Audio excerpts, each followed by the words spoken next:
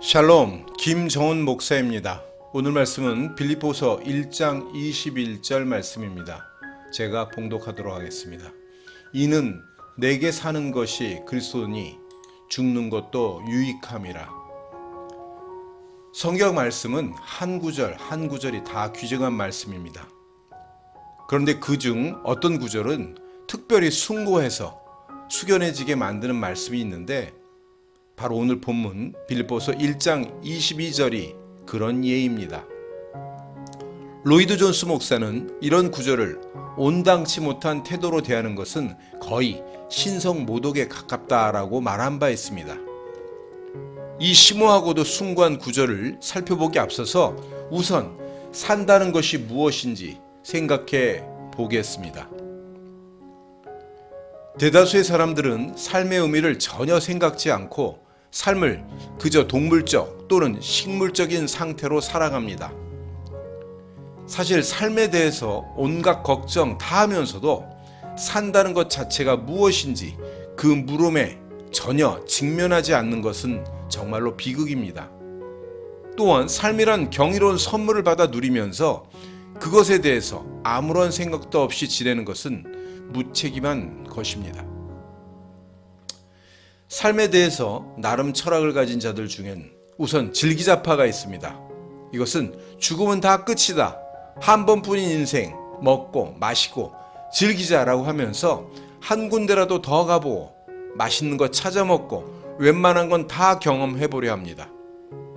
또 버티자파도 있습니다. 이런 사람들에게 삶이란 그저 견디는 것, 결연히 버티는 것에 불과합니다. 또 웃음기 없는 얼굴로 한도 끝도 없는 투쟁 속에 살아가게 됩니다. 이뿐만 아니라 냉소주의자의 인생과는 그래봤자 뭐해, 다 쓸데없어 라고 하면서 인생을 비웃습니다. 또 이상주의자의 인생과는 세상을 바꾸고 이 사회를 개선시켜 보겠다면서 보통 사람들에게 어리석어 보이는 일에 헌신하며 삽니다. 그리고 이것도 저것도 아닌 보통 사람들에게 있어서는 그 삶이란 가족이나 가정 또 일이나 직업 자체가 곧 삶입니다. 그리고 그것들을 잃어버리고 나면 세상과 삶 전체가 무너져 내린 듯 살 의미를 잃고 무너지게 됩니다. 자, 그렇다면 바울에게 있어서 삶이란 무엇일까요? 바울은 위 본문을 통해서 내게는 그리스도가 삶이요 삶이 곧 그리스도다라고 말합니다. 요한복음 14장 18절에 내가 너희를 고와 같이 버려두지 아니하고 너희에게로 오리라. 또 요한복음 14장 20절에는 그날에는 내가 너희 안에 있는 것을 너희가 알리라 라고 되어 있습니다. 예수님께서 제자들에게 약속하시기를 나중에 그들 안으로 들어오시겠다고 하셨습니다. 자, 어떻게 이것이 가능할까요? 그것은 예수님이 부활하신 후에 믿는 자들에게 성령을 보내심으로써 이루어졌습니다. 성령이 곧 그리스도의 영입니다. 그렇기 때문에 예수 믿는 자에게는 반드시 예수님이 영으로 들어와서 거하십니다. 그래서 로마서 8장 9절은 누구든지 그리스도의 영이 없으면 그리스도의 사람이 아니라고 말씀합니다. 그런데 오늘 본문에서 말씀하는 내게 사는 것이 그리스도라는 의미는 내주하시는 그리스도라는 교리를 말하는 것보다는 실제적인 차원을 말하는 것으로서 바울의 매일의 삶을 한마디로 표현하고 간증한 것입니다. 첫째로 그 의미는 그리스도가 내 삶의 주체시다라는 것입니다. 즉 바울이 내게 사는 것이 그리스도라고 한 것은 자기 삶의 주체가 그리스도임을 말하는 것입니다. 갈라디아서 2장 20절 말씀에 보면 내가 그리스도와 함께 십자가에 못 박혔나니 그런즉 이제는 내가 사는 것이 아니요 오직 내 안에 그리스도께서 사시는 것이라. 바울이 예수와 함께 십자가에 못 박혔다는 것은 바울이라는 죄인이 예수 믿을 때 예수와 연합되어서 십자가에서 예수와 함께 죽은 자가 되었음을 말합니다. 이때 죽은 바울을 옛사람이라고 합니다. 그리고 바울은 예수님 부활과 함께 새 생명을 얻게 되었는데 이 새 생명이 바울 안에 영으로 사시는 그리스도입니다.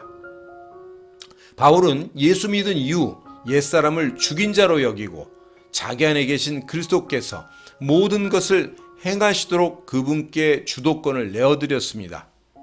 그분이 생각하고 그분이 말하고 그분이 행동하고 그분이 일하시도록 한 것입니다. 즉 그분이 자기 삶의 주체가 되시겠습니다. 따라서 내게 사는 것이 그리스도라는 것은 그분을 위해 산다는 말보다 더 강하고 확실하게 자신의 신앙의 본질을 표현하고 있습니다.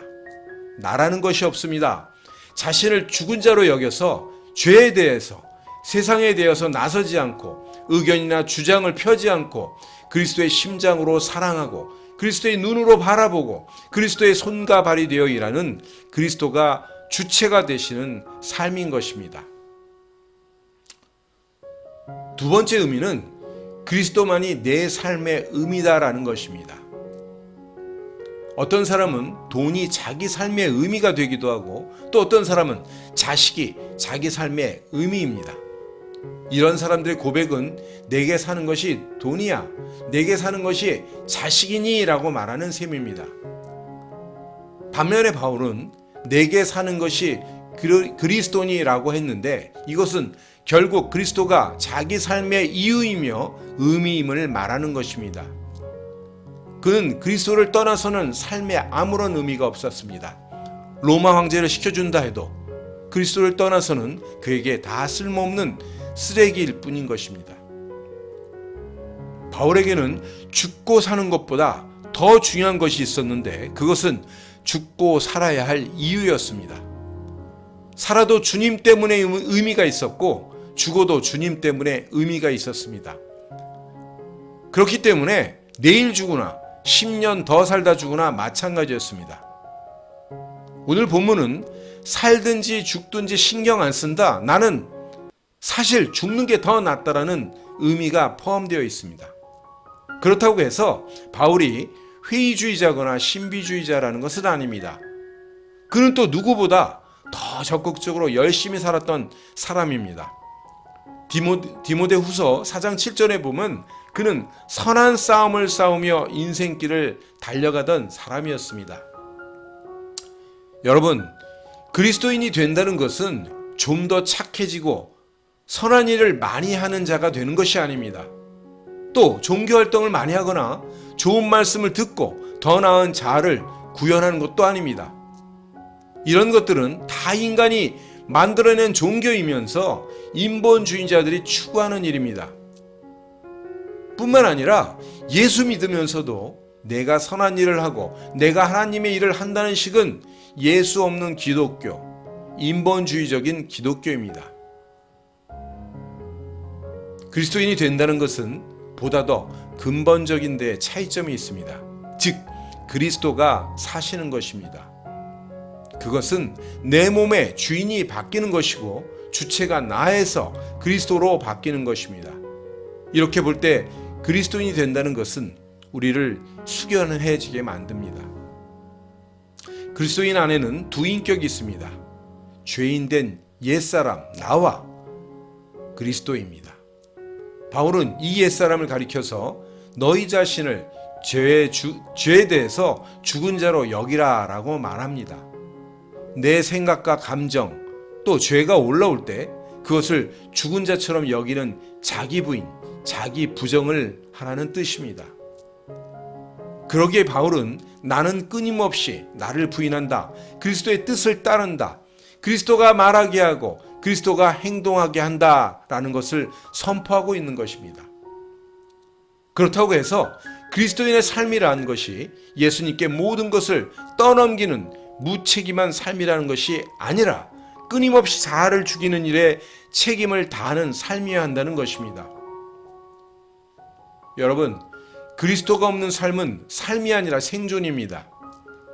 그리스도가 주체가 되고 그리스도가 삶의 의미가 되지 않는 그리스도인들의 삶은 종교적인 삶, 인본적인 삶에 불과합니다. 이 시간 저와 여러분 모두가 바울처럼 서슴없이 내게 사는 것이 그리스도라고 말할 수 있도록 주님을 내 삶의 주체로, 내 삶의 모든 의미로 삼으시기를 주님의 이름으로 축복합니다.